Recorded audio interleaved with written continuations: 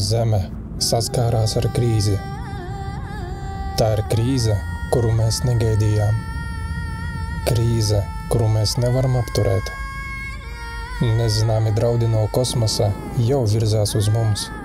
Ārējā kosmiskā ietekme izraisa izmaiņas mūsu planētas iekšienā.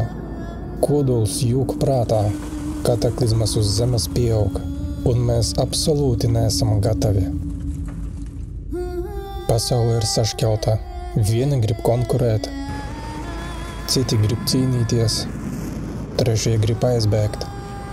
Bet neviens nevar vienoties, ko darīt, lai novērstu briestošo globālo katastrofu, kas var iznīcināt visu civilizāciju. Vienīgais veids, kā apturēt šos draudus, ir apvienot pasaules labāko zinātnieku centienus. Taču pasaulē, kurā valda tikai karš un vara, tas nav iespējams. Ir plāns A un plāns B, bet abi plāni ir riskanti. Abi plāni ir nenoteikti. Abi plāni prasa cenu. Cenu, kas uz visiem laikiem mainīs mūsu dzīvi un cilvēces likteni. Ir pienācis laiks šo cenu samaksāt.